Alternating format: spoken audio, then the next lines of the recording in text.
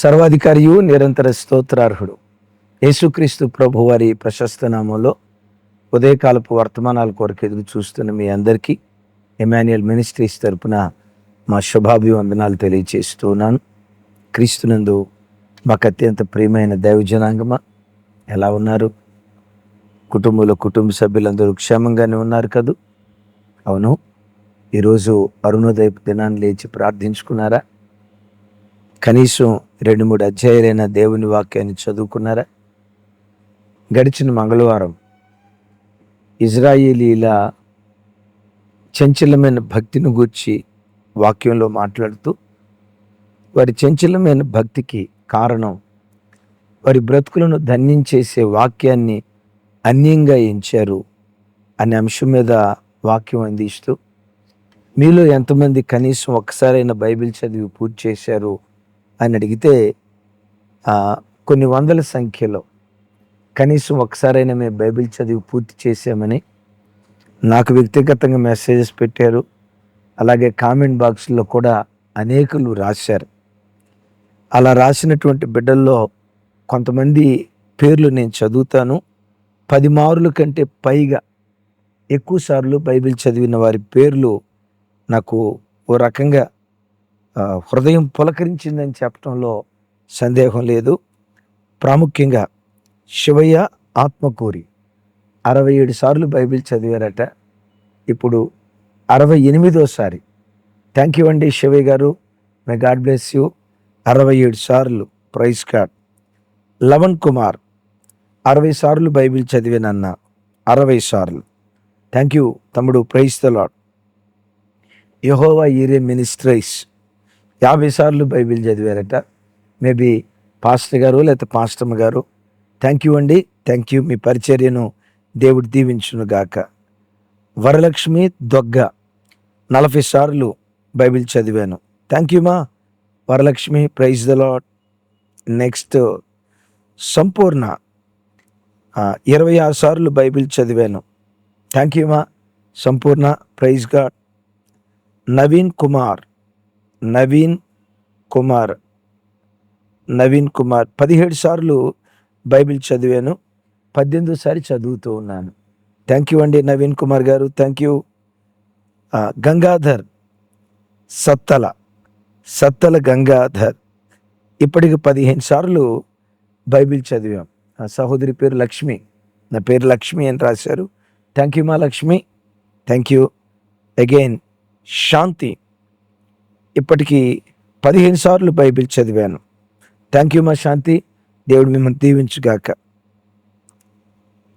Again Sesharatnam మీ messages ద్వారా right 13 సార్లు ఇప్పటికి బైబిల్ చదివి పూర్తి చేశానని. అలాగే daughter of Almighty, praise God, ఇప్పటికి 12 సార్లు బైబిల్ చదివి పూర్తి చేశాను.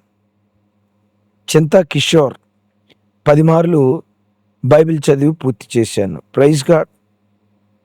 అజయ్ నోబితా ఇప్పటికీ 10 సార్లు బైబిల్ చదివి పూర్తి చేశాను. Praise God. సోని కొండేటి 11 సార్లు బైబిల్ చదివాను, తెలుగు బైబిల్. 3 సార్లు ఇంగ్లీష్ బైబిల్ చదివాను. ఎక్సలెంట్. మెట్టుకు 14 సార్లు. థ్యాంక్ యూ మా, thank you Soni. Last Soni Sirisha Kondeti 10 మార్లు బైబిల్ చదివి పూర్తి చేశాను. Thank you. ఇంకా చాలామంది 7 సార్లు, 8 సార్లు, 9 సార్లు, 3 సార్లు, ఒకసారి అయితే చాలామంది రాశారు. వాళ్ళందరి పేర్లు చదవటానికి ఇంకో పావు గంట పట్టిద్ది. అందువల్ల ఆ పేర్లు ఇంతటితో ఆపేస్తూ ఉన్నాను. దేవుడు మీ గుండెల్లో పుట్టించిన దైవాసక్తిని బట్టి ప్రభుని స్తుతిస్తూ, ఈ మాటలు వింటున్న మీలో ఇంకెవరైనా బైబిల్ కనీసం ఒక్కసారైనా చదివి పూర్తి చేసిన వాళ్ళు ఉంటే కింద కామెంట్ బాక్స్లో రాయండి. దేవుడు మిమ్మును మీ కుటుంబాలని దీవించి వర్ధిల్ల చేయునుగాక. ఈ దినం మరో ప్రాముఖ్యమైన సందేశం మీ ఎదుటికి తీసుకురావాలని పరిశుద్ధాత్మ చేత ప్రేరేపించబడ్డాను. హోషేయ గ్రంథం 7వ అధ్యాయం 8-9 వచనాలు. ఎఫ్రాయిము అన్యజనులతో కలిసిపోయిను, ఎఫ్రాయిము ఎవడును తిప్పివేయని అప్పము వంటి వాడాయను. అన్ని జనులు అతని బలమును మింగివేసినను అది అతనికి తెలియకపోయెను. తన తల మీద నెరిసిన వెంట్రుకలు కనబడుచున్నను అది అతనికి తెలియబడకపోయెను. ఎఫ్రాయిము తల వెంట్రుకలు తెల్లబడ్డాయట. విన్నారా? ఎఫ్రాయిము తల వెంట్రుకలు తెల్లబడ్డాయట. అది తెల్లబడితే పడ్డాయి, కానీ తన తల వెంట్రుకలు తెల్లబడ్డాయన్న సంగతి ఆయన గ్రహించలేని స్థితిలో ఉన్నాడు. ఎందుకు అతని తల వెంట్రుకలు తెల్లబడ్డాయి అంటే, అన్ని జనులతో కలిసిపోయాడు, అన్ని జనులు అతని బలాన్ని మింగివేశారు అని పరిశుద్ధ గ్రంథమైన బైబిల్లో ఈ స్థలంలో రాయబడింది. దైవజనమ, తల వెంట్రుకలు తెల్లబట్టం అంటే ఏంటి? సహజంగా వృద్ధాప్యం వచ్చిన తర్వాత ప్రతి వ్యక్తికి 90% వెంట్రుకలు తెల్లబడతాయి కదా. వెంట్రుకలు తెల్లబట్టం అనేది మానవ జీవితంలో జరిగే సహజ సిద్ధమైన ప్రక్రియ కదా. దీని గురించి స్పెసిఫిక్గా పరిశుద్ధాత్మ దేవుడు ఎందుకు ఇలా రాయించాడు? నిజమే, మనిషి జీవితంలో వెంట్రుకలు తెల్లబడతా ఉంటే చాలామంది ఎంత బాధపడతారో అంత బాధపడతారు. కారు కొన్న వాళ్ళు ఉన్నారు, ఒంటి మీద గీత పడినా పర్వాలేదు, కానీ కారు మీద గీత పడితే మాత్రం ప్రాణం పోత కొంతమందికి. ఈ కారు దగ్గరికి వచ్చినప్పుడల్లా ఆ గీత చూడు. ఒంటి మీద గీత పడ్డా ఏమంటారు, కత్తిఘాట్లు పడ్డా పెద్ద ఫీల్ అవ్వరు. బాబోయ్, కారు మీద గీత పడిందంటే ఇక ఆ బాధ. కొంతమంది అట్లుంటారు. కారు మీద గీత పడితే ఎట్లా అల్లాడిపోతారో, తలలో వెంట్రుకలు తెల్లబడితే ఇక చూడండి, అద్దం దగ్గరికి వెళ్ళి అమ్మ 3, 4, అయ్య బాబాయ్ 10, అయ్య బాబాయ్ పెరిగిపోయినాయి అని ఎంత అల్లాడిపోతూ ఉంటారు. నిజమే, ఈ కాలంలో మనుషులకి జుట్టు మీద ఉన్న ఆసక్తి ఆ పుస్తకాల మీద ఉంటే ఎప్పుడో బతుకు బాగుపడేది. నేను చదువుకునే రోజుల్లో ఒక రైమింగ్ ఉండేది, క్రాఫ్ మీద ఉన్న శ్రద్ధ గ్రాఫ్ పై పెట్టు కాస్త నీ బతుకు బాగుపడిద్దిరా అని. విన్నారా? క్రాఫ్ మీద ఉన్న శ్రద్ధ గ్రాఫ్ మీద పెట్టు నీ బతుకు బాగుపడిద్దని. నిజమే, జనాలకి జుట్టు మీద ఉండే శ్రద్ధ ఇంత అంత కాదు. ఒకప్పుడు జుట్టు అంటే, తల వెంట్రుకలంటే స్త్రీకే పేటెంట్ హక్కు ఉన్నట్లుగా ఒకప్పుడు ఉండేది. కానీ రాను రాను ఈ పురుష మహాశైలు స్త్రీలు జుట్టుతో ఏమంటారు, జుట్టును అలంకరించుకున్న దానికంటే ఈ పురుష మహాశైలు ఈ హెయిర్ స్టైల్స్ వచ్చిన తర్వాత చూడండి, తలకట్లు ఒక్కొక్కటి తలకాయ మీద తొండ, ఇంకొకటి తలకాయ మీద బల్లి, ఇంకొకటి తలకాయ మీద వరినాట్లు, ఇంకొకటి తలకాయ పొలం దున్నినట్లుగా చూడండి, ఘాట్లు దున్నినట్టు ఇంకొకటి తలకాయ చూడండి పంది జుట్లు వేసినట్లు వేసింది. చూడండి ఎన్ని వెరైటీలో. ఇంకొకటి తలకాయ పిసిగూడు ఉంటే చూసారా? ఇక ఆ పిసుకులు వచ్చి గుడ్లు పెట్టుకోవటమే తరువాయి. ఇన్ని చిత్ర విచిత్రాలు జుట్టు మీద ఎన్ని రకాల పనులు చేస్తున్నారో వర్ణాతీతం. ఒకప్పుడు జుట్టు అంటే స్త్రీలకే. ఆ మధ్య మన సేవ ప్రారంభ దినాల్లో హౌస్ విజిటింగ్కి వెళ్ళే రోజుల్లో ఓ రోజు మధ్యాహ్నం ఒక ఇంటికి వెళ్తే ఆ ఇల్లంతా మురిగిపోయిన కోడిగుడ్లు వాసన వస్తుంది. అది ఇప్పుడు కూడా గుర్తు వస్తున్నా, అది ఒక రకంగా ఉంది. మురిగిపోయిన కోడిగుడ్లు, ఏమిరా మురిగిపోయిన కోడిగుడ్లు వాసన వస్తుంది, నోరు తెరిచి అడుగుదామా ఫీల్ అవుతారేమో భయం. మొత్తానికి నేను అనీజీగా ఉండటం వాళ్ళు చూశారు. ఇంటి ఆయన అంటాడు, అన్న మా ఇంట్లో మురిగిపోయిన కోడిగుడ్లు వాసన వస్తుందా అన్నాడు. అవునన్నా, తట్టుకోలేకపోతున్నాను అన్న. ఆయన అంటాడు, బిక్కముఖం పెట్టుకొని, బిక్కముఖం అంటే ఏడుపు ముఖం పెట్టుకొని, బేలగా ముఖం పెట్టుకొని అంటాడు, అన్న ఒకరోజుకే మీకు ఎంత బాధ అయితే, ఒకరోజుకే మీరు తట్టుకోలేకపోతే రోజు నేను ఎంత బాధపడుతున్నానో నా బాధ మీకేం తెలిసిందన్నా అన్నాడు. ఒకరోజుకే నేను ఎంత బాధపడుతున్నాను అంటావేంటయ్యా, రోజు బాధపడుతున్నాను అంటావేంటి ఏంటి అన్న మధ్య ఎప్పుడో పేపర్లో ఒక చిన్న ఆర్టికల్ చదివిందట. తలకే గనక మురిగిపోయిన కోడిగుడ్లు రాసుకుంటే జుట్టు మున్సిపాలిటీ చీపిరి కట్ట అంత లావు అంత పొడుగైపోద్దట. ఏం రాసుకుంటే? మురిగిపోయిన కోడిగుడ్లు రాసుకుంటే. ఆ రోజు నుండి మురిగిపోయిన కోడిగుడ్లు రాసుకుంటుందన్న 2 రోజులకోసారి. అన్నా అది రాసుకున్నప్పుడు చిన్నప్పుడు తిన్నది కూడా వాంతికి వచ్చే అంత భయంకరంగా ఉంటుందన్న.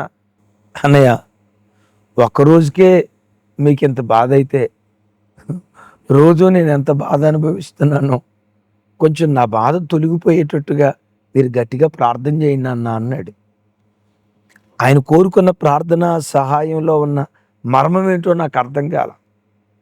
జుట్టు మీద ఉన్న మనసు భార్యకి పోయేటట్లుగా ప్రార్థన చేయమన్నాడు, లేకపోతే ఆవిడ తల వెంట్రుకలు ఆ భార్య కోరుకున్నట్లుగా మున్సిపాలిటీ సీపీరంతా లావు పొడుగు కావాలని కోరుకున్నాడు, మొత్తానికి నాకు తెలియదు. కానీ నిజమే, మనిషికి కొంతమందికి జుట్టు అంటే మహాప్రేమ.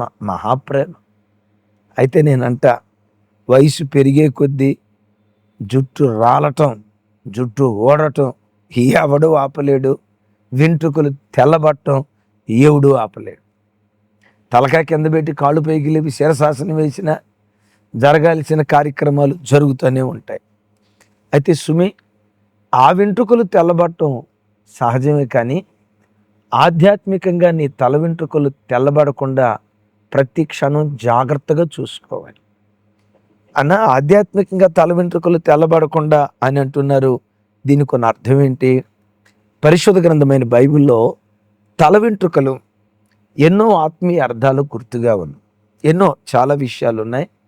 అయితే ప్రాముఖ్యంగా 3 విషయాలు చెప్తాను. నెంబర్ 1, తల వెంట్రుక it's the symbol of God's protection or God's care. రెండవది, it's the symbol of God's strength or God's gift.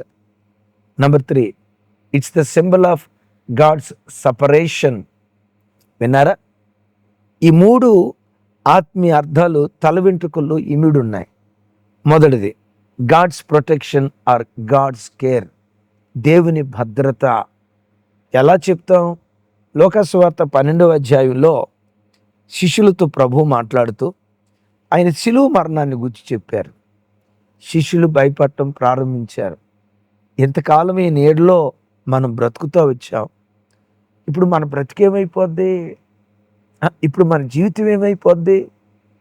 ఈ నీడలో బ్రతుకుతూ వచ్చామే, ఏ నీడకు మనం వెళ్ళగలం? మన జీవితాలు ఏమైపోతాయోనని గొండె బ్రద్దలై గూడు చెదిరిన పక్షిలాగా శిష్యులు అల్లాడిపోతూ ఉంటే అప్పుడు ప్రభు అంటారు, శిష్యులారా ఎందుకు భయపడుతున్నారు? ఆకాశ పక్షులను నేను పోషించట్లేదా? పిచ్చుకలను నేను పోషించట్లేదా? మీరు పిచ్చుకల కంటే శ్రేష్ఠులు, నేను మిమ్మల్ని పోషించలేనా? చెప్తూ ఎందుకు మీరు కలవరపడుతున్నారు? మీ పట్ల నేను ఎంత బాధ్యతగా ఉన్నానో తెలుసా? మీ పట్ల ఎంత జాగ్రత్తగా ఉన్నానో తెలుసా? మీ తల వెంట్రుకలన్నీ లెక్కింపబడి ఉన్నాయి. గుండెలు బ్రద్దలు చేసే మాట. సార్, నేను మిమ్మల్ని అడుగుతా, మీలో ఎవరైనా తల వెంట్రుకలు లెక్కబెట్టిన వాళ్ళు ఉంటే కింద కామెంట్ బాక్స్లో రాయండి. ఎన్ని తల వెంట్రుకలు ఉన్నాయో అట్లాగని చెప్పి 1000 తల వెంట్రుకలు ఉన్నాయన్నా ఇప్పుడు లెక్క పెట్టలేరు కదా. అట్లా కాదు, నీకున్న ఆస్తి లెక్క పెట్టిన దినాలు ఉన్నాయి. ఏటీఎంలో డబ్బు డ్రా చేసినప్పుడు అమౌంట్ సరిగ్గా వచ్చిందో లేదో లెక్క పెట్టిన దినాలు ఉన్నాయి. నీకున్న ఇల్లు లెక్క పెట్టిన దినాలు ఉన్నాయి. నీకున్న బట్టలు లెక్క పెట్టిన దినాలు ఉన్నాయి.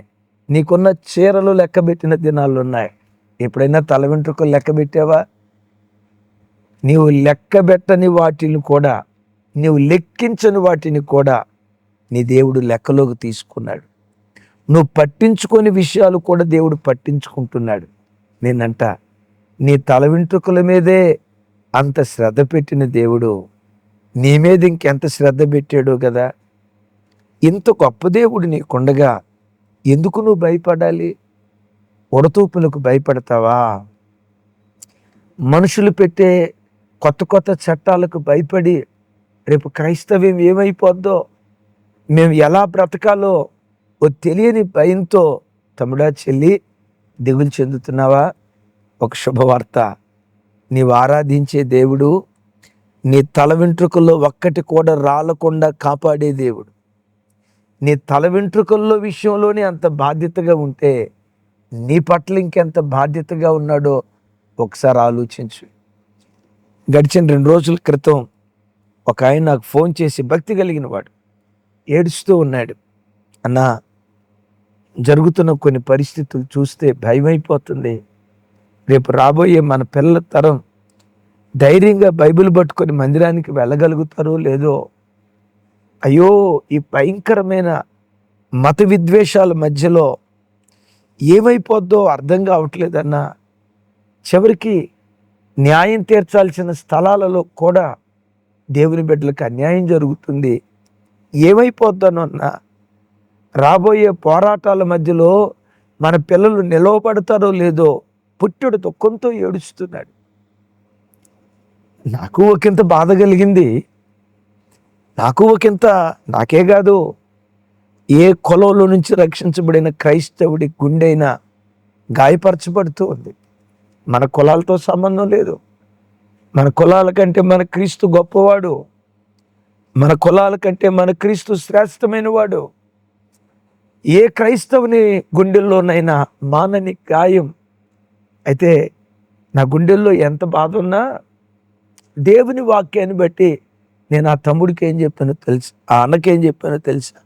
అన్నా, కలవరపడొద్దు. క్రైస్తవ్యానికి పోరాటాలు కొత్త ఏం కాదు. ఈ రాజులు వ్యతిరేకంగా లేవటం, చట్టాలు వ్యతిరేకంగా లేవటం, వీళ్ళందరూ వ్యతిరేకంగా లేవటం ఈరోజు కొత్తగా వచ్చింది కాదు. అసలు క్రైస్తవ్యం పుట్టిందే పోరాటాలలో.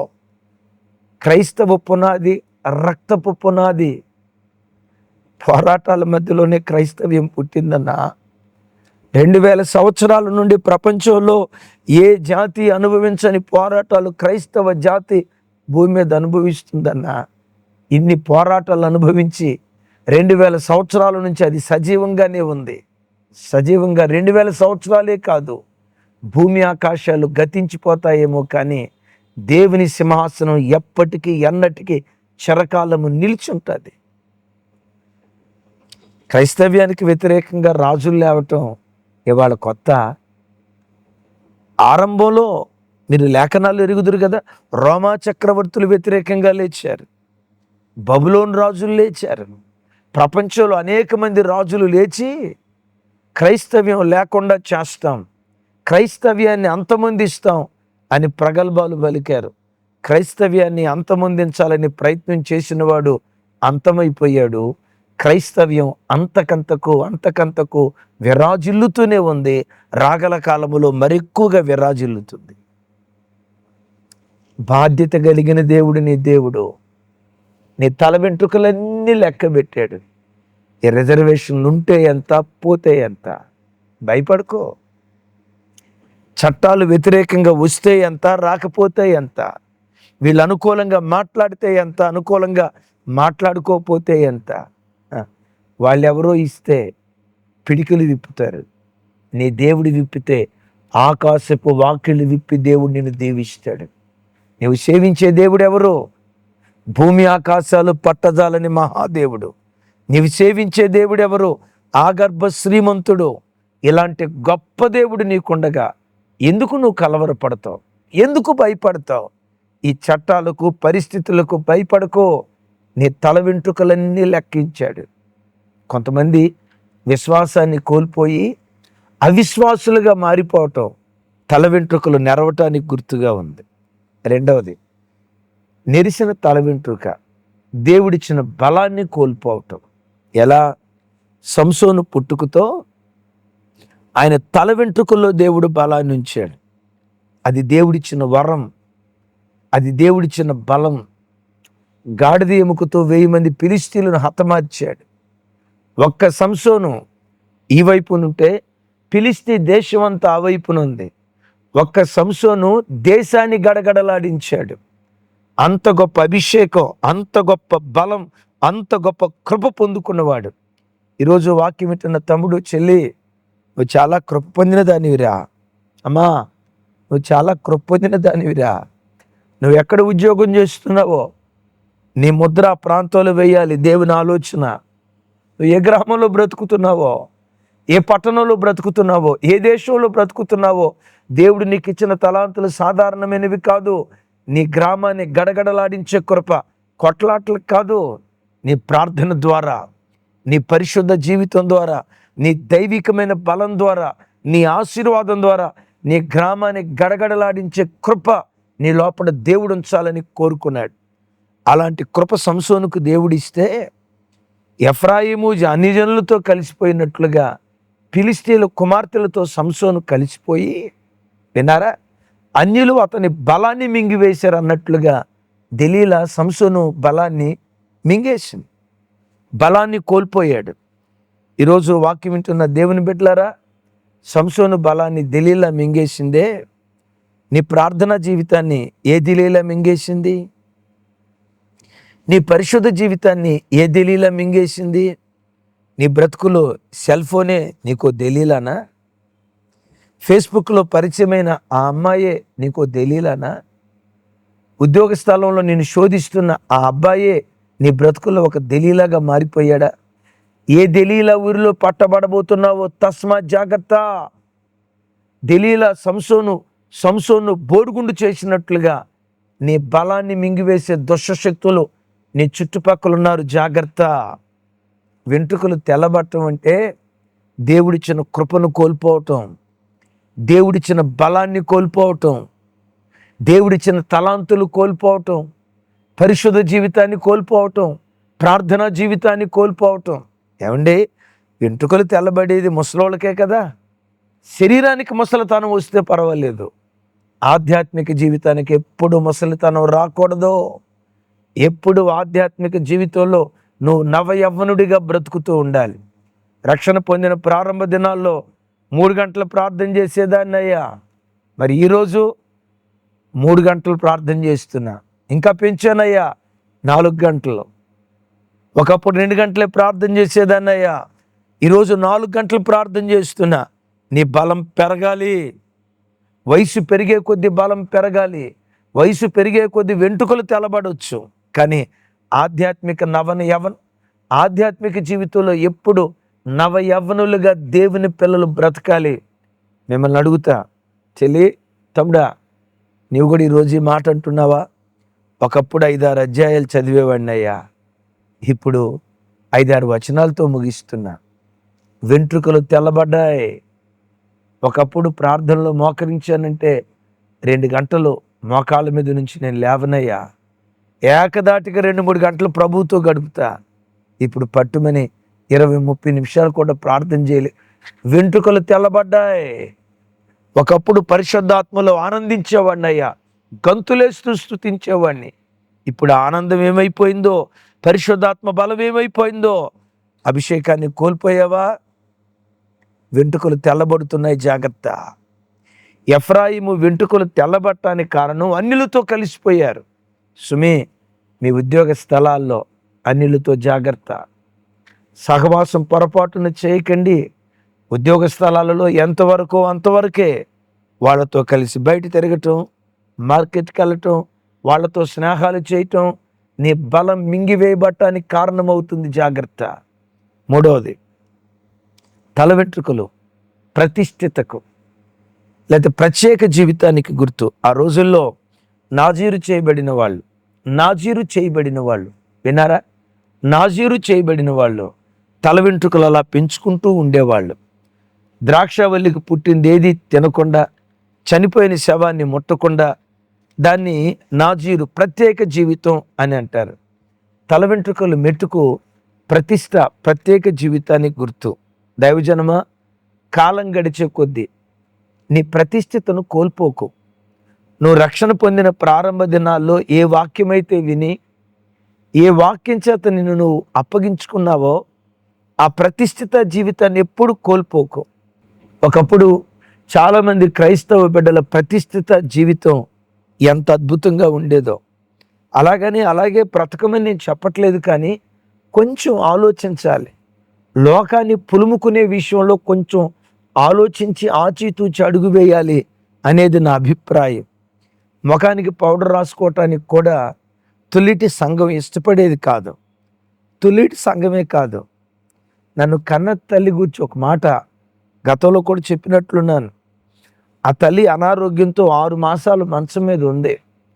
సరే స్నానం చేయించటం, ఒంటి మీద నుంచి స్మెల్ వస్తుందేమోనని ఆ తల్లికి పౌడర్ రాస్తే ఆ పౌడర్ రాస్తున్న సంగతి ఆ తల్లి గ్రహించి మాట కూడా రాని పరిస్థితిలో మనవరాలను చూసి,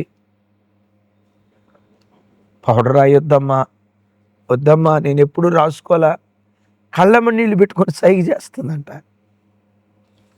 ఏమండి, ఆ కాలపు భక్తుల భక్తి జీవితం ఒకసారి చూడండి. ఈరోజు క్రైస్తవ ఆడబిడ్డలని లేదు, మగబిడ్డలని లేదు, మేకప్ లేనిదే బయటికి రాట్లా. కొంతమంది మేకప్ రాణులు, మేకప్ లేనిదే కనీసం పౌడర్ రాసిందంటే అర పౌడర్ టిన్ ఖాళీ అయిపోవలసిందే. ఆ రేంజ్లో లోకాన్ని పులుముకుంటుంది సంఘం. లోకాన్ని సంఘంలోకి తీసుకొస్తున్నారు కొంతమంది దైవ సేవకురాళ్ళు. అదేమంటే అనే మాట ఏంటో తెలుసా? దేవుడు బాహ్య రూపాన్ని చూడడు, దేవుడు అంతరంగాన్ని చూస్తాడు. ఇక్కడ ఒక ఖరీదైన ప్రశ్న మిమ్మల్ని అడగబోతున్నాను. దేవుడు బాహ్య రూపాన్ని చూడడు నిజమే, అంతరంగాన్నే చూస్తాడు, నేను కాదు అన్నాం. అయితే నేను అనే మాట మీరు ఏకీభవిస్తే అవునని రాయండి, లేదు నేను తప్పు చెప్తుంటే అన్న మీరు చెప్పే తప్పు నో అనే కామెంట్ రాయండి. నేను అడగబోయే మాట ఏంటంటే, అంతరంగంలో సాత్వికమైన మనస్సు, దీనమైన మనస్సు, లోకాన్ని కోరుకోని మనస్సు అంతరంగంలో ఉంటే ఆ వ్యక్తి సాధ్యమైనంత వరకు లోకాన్ని పులుముకోడు. కొన్ని ఉద్యోగ బాధ్యతలు, బరువులను బట్టి, కొన్ని స్థలాల్లో ఉండాల్సిన పరిస్థితులను బట్టి ఆ గడి వరకు అలా ఉంటాడు. అంతరంగంలో జిగిజిగేల రాజాలు ఉన్నారనుకో, బాహ్య రూపంలో కూడా జిగిజిగేల రాజాలు, జిగిజిగేల రాణులు వస్త్రాల్లో పరచబడతారు. కొన్ని స్థలాల్లో ఉద్యోగ వ్యాపార పని స్థలాల్లో కొన్ని ఏమంటారు, కొన్ని పాటి ఎయిర్ హోస్టులు ఉన్నారు. ఆ ఎయిర్ హోస్ట్ ఉద్యోగంలో కొన్ని తప్పదు. ప్రభు బిడ్డలు కూడా ఎయిర్ హోస్ట్ ఉద్యోగం చేసేవాళ్ళు ఉన్నారు కదా. ఇప్పుడు అలాంటి స్థలాలకు నువ్వు ఇట్లా వెళ్ళకూడదు, కుదరదు కదా, అక్కడ తప్పదు, ఉద్యోగ బరువు బాధ్యతలు ఉంటాయి. అయితే నేను అంటా, లోకాన్ని ఆకర్షించాలని లోకం కొరకు పులుముకునే వాళ్ళని ఏమనాలి? ఒకప్పటి క్రైస్తవ సంఘానికి ఉన్న ప్రతిష్ఠిత ఈ కడవరి దినాల్లో కోల్పోయి ఎక్కడ చూసినా వెంట్రుకలు తెల్లబడిన జనాంగాన్ని మనం చూస్తున్నాం. ఆ ప్రతిష్ఠ జీవితాన్ని కోల్పోయిన వ్యక్తుల్ని చూస్తున్నాం. ఒకప్పుడు క్రైస్తవ సంఘానికి ఉన్న ప్రతిష్ఠత, ఎప్పుడైనా ఒకరోజు ఉదయకాలం లేచి ప్రార్థన చేయకపోతే ఆ దినమంతా దేవా ఈరోజు ఉదయం లేచి ప్రార్థన చేయలేదయ్యా, ఈరోజు కంఠధ్వని మీకు వినిపించలేదయ్యా, ఈరోజు మీ సన్నిధిలో మొరపెట్టలేదయ్యా, ఆ దినమంతా పిచ్చోళ్ళు అయిపోయేవాళ్ళు. ఈరోజు రోజుల తరబడి ఉదయకాలం లేచి ప్రార్థన చేయకపోయినా నిమ్మక నీరెత్తి కూర్చుంటున్నారే, కడుపు నిండా దీన్ని కంటారని నిద్రపోతున్నారే, వెంట్రుకలు తెల్లబడ్డాయి. ఒకప్పుడు ఎప్పుడైనా ఒక ఆదివారపు ఆరాధన మిస్ అయిపోతే ఆ సంవత్సరం అంతా అపరాధ భావం, అయ్యో పలానా రోజు 3 సంవత్సరాల క్రితం పలానా ఆదివారం చర్చికి వెళ్ళాల, ఈ సంవత్సరంలో పలానా రోజు చర్చికి వెళ్ళాల, అల్లాడిపోయిన దినాలు. ఒక బైబిల్ స్టడీకి వెళ్ళకపోతే అల్లాడిపోయిన దినాలు. ఒక శనివారం పరిశుద్ధాత్మ కనిపెట్టు కూటం కొరకు వెళ్ళకపోతే అల్లాడిపోయిన దినాలు. ఈరోజు వారాలు మందిరం ఎగ్గొట్టినా కడుపు నిండా తింటున్నాం, కంటారా నిద్రపోతున్నాం. వెంట్రుకలు తెల్లబడిన ఆత్మీయ అనుభవాలు చెప్పమంటారా? ఒకప్పుడు ఎప్పుడైనా మనసులో పరస్త్రీని కూర్చున్న తప్పుడు ఆలోచన వస్తే, చూపుల ద్వారా ఎక్కడైనా చిన్న పొరపాటు చేస్తే, దేవా దేవా దేవా నా ఆలోచనలు పాడైపోతున్నాయి, నా చూపు పాడైపోతుందయ్యా, అయ్యో అయ్యో. ఒక చిన్న తప్పుడు ఆలోచన కొరకు, ఒక తప్పుడు ఆలోచన నిమిత్తం నీళ్లలో నుంచి చేపను ఒడ్డునేస్తే గెలగెల కొట్టుకులాడినట్లుగా అలా కొట్టుకులాడిన అనుభవాలు ఉన్నాయి. ఈరోజు సెల్ ఫోన్లో 24 గంటలు ఆ చెడ్డ బొమ్మలు చూసినా కడుపు నిండా తింటున్నావు, కంటారా నిద్రపోతున్నావు. వెంట్రుకలు తెల్లబడిన అనుభవాలు. తమ్ముడు, చెల్లి, నీ ఆధ్యాత్మిక జీవితంలో విశ్వాసం తెల్లబడిందా? బలం, ప్రార్థన జీవితం, పరిశుద్ధత, పరిశుద్ధాత్మ అభిషేకం తెల్లబడిందా? ప్రతిష్ఠిత జీవితం, తెల్లబడిన అనుభవాలు నీ జీవితంలో నీకు ఎదురయ్యాయా? ఒకసారి ఆలోచించు. అన్నా, బైబిల్లో ఎవరైనా జీవితంలో ఆధ్యాత్మిక బలం ఎన్నడూ సన్నగిల్లిపోకుండా ప్రభు కొరకు బ్రతికిన వాళ్ళు ఎవరైనా ఉన్నారా? ఎందరో ఉన్నారు. దైవజనుడైన మోషే 120 సంవత్సరాలు సత్తువ తగ్గలేదు. ఆ మోషే నాయకత్వం క్రింద బ్రతికిన కాలేబు ఉన్నాడు. అంటాడు, మోషే 40 సంవత్సరాల క్రితం నన్ను పంపించినప్పుడు నాకెంత బలమో నేటికి నాకంతే బలం ఉంది, నా బలం ఇంత కూడా తగ్గలేదు మాట్లాడుతూ ఉన్నాడు. విన్నారా ఈ మాట? విన్నారా? వారి బలాన్ని కోల్పోలేదు, వాళ్ళ బలాన్ని కోల్పోలేదు. ఒకసారి నా వైపు చూడు. నీ బలం కోల్పోయావా? నీ ప్రార్థనా జీవితం కోల్పోయావా? దేవుని మీద నీకున్న విశ్వాసాన్ని కోల్పోయావా? పరిశుద్ధాత్మ అభిషేకాన్ని కోల్పోయావా? ప్రతిష్ఠిత జీవితాన్ని కోల్పోయావా? ఏం కోల్పోయినా ఒకసారి నా వైపు చూడు. సంసోను తల వెంట్రుకలు కోల్పోయి బోడిగుండె అయిపోయిందిగా. దేవుడు వదిలిపెట్టాడా? అక్కడ రాయబడిన అద్భుతమైన మాట, అతని తల వెంట్రుకలు మొలచటం మొదలు పెట్టాను. అతని తల వెంట్రుకలు మొలచటం మొదలు పెట్టాను. ఈ వాక్యం వింటుండగా నీ జీవితంలో కూడా నువ్వు కోల్పోయిన ఆ తల వెంట్రుకలను, నువ్వు కోల్పోయిన బలం మరలా తిరిగి మొలకెత్తేటట్లుగా మొలకెత్తింప చేయగలిగిన దేవుడు నీవు ఆరాధించే దేవుడు.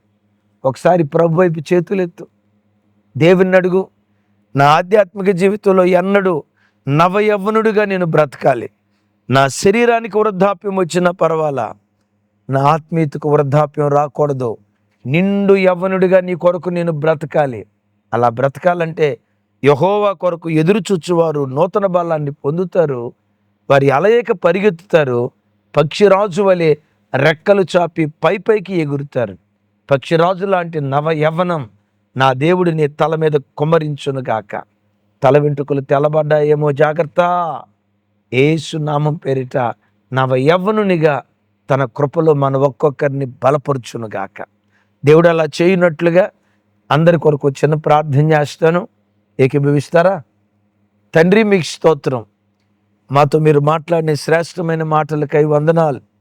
అవును నాయన, మా తల వెంట్రుకలు తెల్లబడకుండా ఆధ్యాత్మిక జీవితంలో నవయవనులుగా బ్రతుకున్నట్లుగా మా విశ్వాసాన్ని కోల్పోకూడదయ్యా, మా విశ్వాసాన్ని కోల్పోకూడదయ్యా. మా బలం, ప్రార్థనా జీవితం, పరిశుద్ధ జీవితం, పరిశుద్ధాత్మాభిషేకం, ప్రతిష్ఠిత జీవితం మేమెన్నడూ కోల్పోకుండా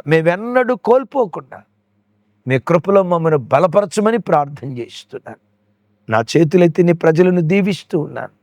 యేసు నామం పేరిట ఒక్కొక్క బిడ్డ బ్రతుకు కాలమంతా నవయవనులుగా మీ కృపలో బ్రతుకున్నట్లుగా ఒక్కొక్క బిడ్డను స్థిరపరచుదురుగాక, బలపరచుదురుగాక, కృపాహస్తపు నీడలో దాచుదురుగాక. నా చేతులెత్తిని ప్రజలను దీవిస్తూ యేసు నామం పేరిట ప్రార్థించి స్తుతించి పొంది ఉన్నాము తండ్రి. ఆమెన్. తండ్రి అయిన దేవుని ప్రేమ, కుమారుడైన యేసుక్రీస్తు వారి దివ్య కృప, పరిశుద్ధాత్మ దేవుని సహవాసం మనకు సకల పరిశుద్ధులకు సదా తోడయుండి నడిపించునుగాక. Amen, amen. ప్రత్యేకంగా ఈరోజు ఫిర్యాదిగూడ ఉప్పల్ బ్రాంచ్ మందిరంలో సంఘ క్షేమాభివృద్ధి కూటం ఈరోజు నేను వస్తూ ఉన్నాను. ఉప్పల్ ఆ పరిసర ప్రాంతాల్లో ఉన్న వారందరినీ ప్రేమపూర్వకంగా ఆహ్వానిస్తున్నాం. లైవ్ కూడా అందించబడుతుంది. కుటుంబాలుగా చూసి ఆశీర్వదించబడగలరని ప్రేమతో మనవి. అలాగే ప్రభు చిత్తమైతే ఏప్రిల్ నెల 13, 14, 15 తారీఖుల్లో పటాన్చెరు మైత్రి గ్రౌండ్స్లో మీటింగ్స్ ఉన్నాయి. ప్రార్థించండి, పాలు పంపులు పొందండి. ఆ కూటాల ద్వారా గొప్ప ఉద్యోగాన్ని పరిశుద్ధాత్మ దేవుడు కలుగు చేయునుగాక. Thank you.